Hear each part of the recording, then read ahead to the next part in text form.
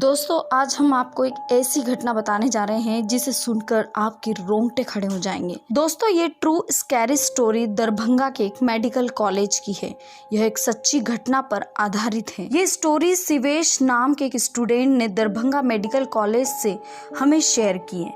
शिवेश बताते हैं, मेरा नाम शिवेश है। मैं उस समय दरभंगा मेडिकल कॉलेज में सेकेंड ईयर MBBS का स्टूडेंट था। डेली की तरह उस दिन भी हम कॉलेज के लेक्चर पूरा करके अपने हॉस्टल जा रहे थे। हमारा हॉस्टल कॉलेज कैंपस में ही था। मुझे उस टाइम कॉलेज से बाहर जाके कुछ स्नैक्स खाने का मन किया। मुझे उस समय बहुत जोरों से भूख लग रही थी। सो मैंने सोचा कि क्यों ना आज फास्ट फूड खा लिया जाए। मुझे पता भी नहीं चला और इन सब के बाद मैं हॉस्टल आ गया। शाम को अपने डेली रूटीन को पूरा करके रात का खाना खाने के बाद मैं सोने चला गया। लेकिन उस रात मेरे साथ कुछ अजीबोगरीब होने वाला था जिसका मुझे थोड़ा भी एहसास नहीं था। रात के लगभग 12:30 बज रहे होंगे। अचानक से मेरे पेट में बहुत ज़्यादा तेज दर्द शुरू हो गया। मैं वॉशरूम की तरफ जाता हूँ। उस टाइम वॉशरूम कॉलेज कैंपस से थोड़ी दूर पे था। मैं दौड़ते हुए वहाँ पहुँचा। वहाँ लगभग 8 टॉयलेट बने हुए थे। मैं पहले वाले टॉयलेट का दरवाज़ा खोलता हूँ लेकिन वो नहीं खुलता है। फिर मैं सेकंड थर्ड का दरवाज़ा खोलता हूँ लेकिन किसी का भी दरवाज़ा नहीं खुलता है। मेरा पेट बहुत ज़्यादा दर्द कर रहा था। लेकिन तभी मैंने लास्ट वाले बाथरूम का दरवाज़ा खोला और वो बहुत ही आराम से खुल गया। वह लास्ट टॉयलेट एक बड़े से पीपल के पेड़ के नीचे था। उस समय मेरी जान में जान आई और मैं तुरंत वहां जाकर फ्रेश होने चला गया। मेरे पेट का दर्द कुछ कम ही हुआ था, तभी अचानक से मुझे यह फील हुआ कि कोई लड़का मेरे जस्ट पीछे बैठकर खिसक रहा है।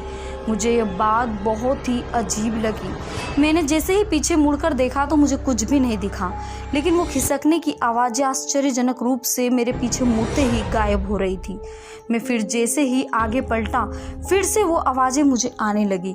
फिर मैं वापस से पीछे घुमा तो वो आवाज़ फिर बंद हो गई।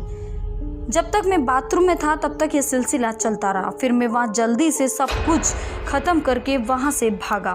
फिर मैं रूम में जाकर अपने रूममेट को सारी बातें बताता हूँ। वो बोला, शिवेश ऐसा कुछ भी नहीं है, ये तुम्हारे मन का भ्रम होगा, या तो डिहाइड्रेट हो गया है। जब पानी पीकर आराम कर सो जा। लेकिन मेरी नियति में तो कुछ और ही होना लिखा था। उस रात मुझे लूज मोशन हो गए। इस कारण मुझे रात में 5 बार उस टॉयलेट में जाना पड़ा और हर बार वही हुआ जिसका मुझे डर था। लेकिन 5वीं बार कुछ ऐसा हुआ जिसके बाद मुझे उस रात फिर टॉयलेट में नहीं जाना पड़ा। उस समय रात के लगभग 2 बज रहे होंगे। मुझे जोरों से टॉयलेट आई। इस बार मैं डायरेक्ट उसी टॉयलेट में चला गया। फिर क्या था, वही हुआ जो हर बार हो रहा था। फिर वही सिसकने की आवाज़ आने लगी। लेकिन इस बार मैं उस पर ध्यान दिए बगैर अपना काम निपटाकर वहाँ से जल्दी निकल गया। लेकिन इस बार सिसकने की आवाज़ जोर जोर से रोने की आवाज़ में बदल गई। मैं बहुत ही डर गया। इस बार मुझे लगा कि कोई लड़का मेरे दोनों कानों के बगल में बैठकर जोर जोर से रो रहा है। मुझ में उस समय इतनी हिम्मत नहीं थी कि मैं इधर उधर घूम कर देखूं। वो रोने की आवाज़ मुझे बहुत ही डरावनी लग रही थी। मैं फिर भी किसी तरह से जल्दी जल्दी अपना काम करके वहाँ से निकलने लगा। लेकिन उस समय मेरे साथ जो कुछ हुआ वो अपने लाइफ में मैं कभी नहीं देखना चाहूँगा। मैं टॉयलेट का गेट खोलकर भागने ही वाला था कि मुझे लगा कोई मुझे पीछे से बहुत ज़ोरों से पकड़ रखा है। फिर भी मैं वहाँ से किसी तरह से गेट खोलकर भाग गया। भागते वक्त टॉयलेट की छत से बहुत जोरों से आवाज़ आई। ऐसा लग रहा था कि कोई बड़ा सा सामान छत पर गिरा हो। मैं तुरंत ही सर उठाकर बाहर आकर ऊपर की ओर देखने लगा। उस समय मैं टॉयलेट के बाहर कुछ दूरी पर ही था तो मेरी नज़र बाथरूम के ऊपर पीपल के पेड़ पर गई। वहाँ उस पीपल के पेड़ की डाल से एक रस्सी के सहारे पे एक लड़की की डेड बॉडी लटकी हुई थी। उस डेड बॉडी से बहुत ही गंदी स्मेल आ रही थी। ऐसा लग रहा था कि किसी ने खुदकुशी की हो। मैं वहाँ से तुरंत भागते हुए अपने हॉस्टल में आ गया। वहाँ उसी समय अपने रूममेट और हॉस्टल मेट्स को ये सारी बातें बताई। मेरे साथ तुरंत टॉयलेट की तरफ जाने लगे। जब हम लोग टॉयलेट के पास आए तो वहाँ कुछ भी नहीं था, सब कुछ नॉर्मल था। वो डेड बॉडी भी वहाँ नहीं थी। ना जाने इतनी जल्दी वो कहाँ चली गई। मेरे फ्रेंड्स को लगा कि मैं उनसे मजाक कर रहा हूँ। उन्होंने कहा कि फिर से ऐसा मजाक मत करना और यह कहकर वो सोने चले गए। बट वो सारी चीज़ें जो मेरे साथ हुई थी वो मेरे दिमाग से नहीं जा रही थी। मैं इस कारण से 2-3 दिन तक ठीक से सो भी नहीं पाया।